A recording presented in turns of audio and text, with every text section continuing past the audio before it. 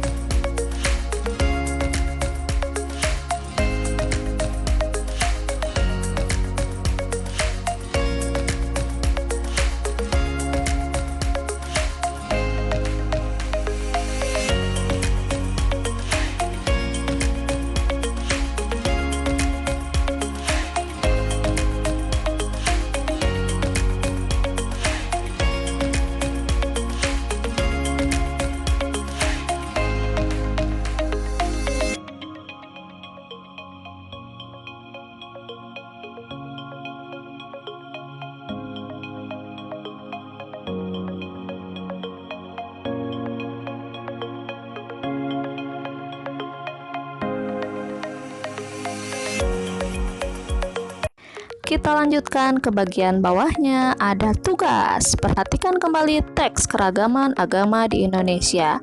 Ini ada 3 pertanyaan atau 3 tugas dan Mamoy akan menjawab nomor 1 dan 2 saja ya. Nomor 1, tuliskan gagasan pokok dari setiap paragraf. Yuk kita kembali lagi ke bacaan yang tadi. Oke, untuk paragraf 1 cukup panjang ya paragrafnya. Nah, seperti yang sudah dijelaskan sebelumnya, untuk gagasan pokok setiap paragraf atau inti paragraf biasanya terletak di kalimat pertama atau di kalimat terakhir. Jadi, sekarang mari kita beri garis pada kalimat pertama dan kalimat terakhir. Kalimat pertama bunyinya, letak geografis Indonesia di antara dua samudra dan dua benua menjadikan Indonesia sebagai pusat lalu lintas perdagangan internasional. Jika kalimat pertama ini merupakan pokok gagasan, maka kalimat-kalimat selanjutnya harus menjelaskan dari kalimat yang pertama ini. Tetapi di sini tulisannya mengenai agama-agama yang ada di Indonesia.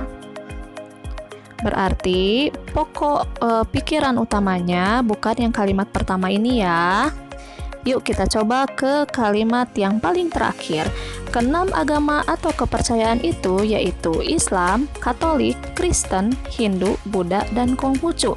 Nah, ini sudah jelas ya disebutkan agama-agama yang terdapat di Indonesia atau yang diakui di Indonesia, yang merupakan kesimpulan dari kalimat-kalimat yang sebelumnya.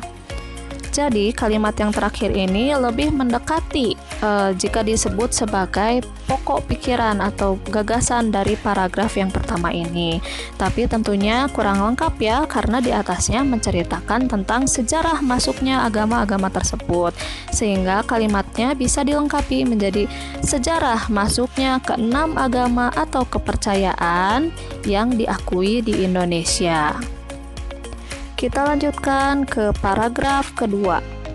Pada paragraf kedua ini, yuk kita lakukan hal yang sama seperti di paragraf pertama. Kita beri garis kalimat pertama dan kalimat terakhir. Kalimat pertama yaitu pemeluk agama diwajibkan menjalankan ajaran agama masing-masing. Sedangkan kalimat terakhir, negara memberikan kebebasan bagi semua pemeluk agama untuk menjalankan ibadah sesuai dengan ajarannya masing-masing. Nah, untuk yang kalimat pertama, memang di bawahnya menjelaskan mengenai aturan apa saja atau perbedaan apa saja yang dimiliki oleh agama masing-masing, yaitu tata cara beribadah, kitab suci, dan tempat ibadah yang berbeda. Namun, untuk kalimat terakhirnya agak kurang nyambung ya, karena membicarakan tentang negara. Sedangkan kalau dibalik, kalau kalimat terakhir, negara memberikan kebebasan bagi semua pemeluk agama untuk menjalankan ibadah sesuai dengan ajarannya masing-masing, maka kalimat ini akan menjadi kesimpulan dari kalimat-kalimat sebelumnya. Karena menjalankan ibadah sesuai dengan ajarannya masing-masing dijelaskan pada kalimat-kalimat yang sebelumnya, yaitu bahwa agama masing-masing memiliki tata cara beribadah, kitab suci, dan tempat ibadah yang berbeda. Jadi untuk paragraf kedua ini, pokok gagasannya adalah negara memberikan kebebasan bagi semua pemeluk agama untuk menjalankan ibadah sesuai dengan ajarannya masing-masing. Kita lanjut ke nomor 2, tuliskan pengetahuan baru yang kamu dapat dari teks tersebut.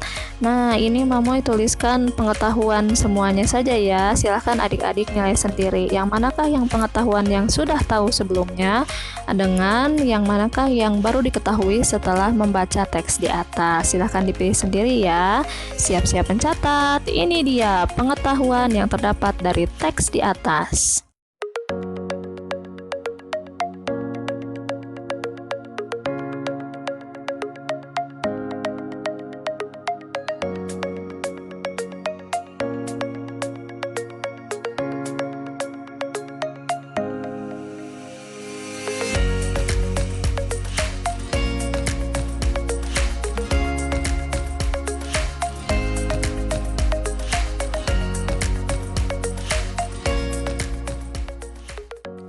Kita lanjutkan ke bagian bawahnya, ada ayo renungkan.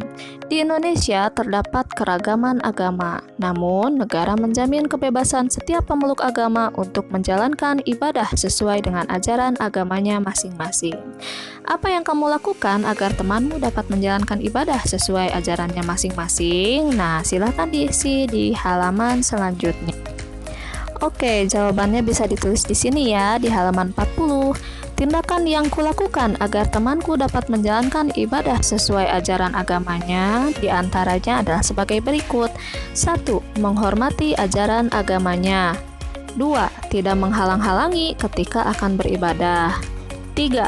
Tidak berbuat gaduh atau tidak berbuat keributan saat ia beribadah. Dan yang keempat, tidak membuat kegiatan di hari besar keagamaannya. Jadi maksudnya kalau misalnya ada kerja kelompok atau mengadakan wisata, jangan dilakukan pada saat hari besar keagamaannya, karena sudah jelas teman kamu itu tidak akan bisa mengikuti kegiatan tersebut. Oke adik-adik, sampai di sini dulu video kali ini. Nanti kita lanjut lagi pada video selanjutnya. Bye-bye.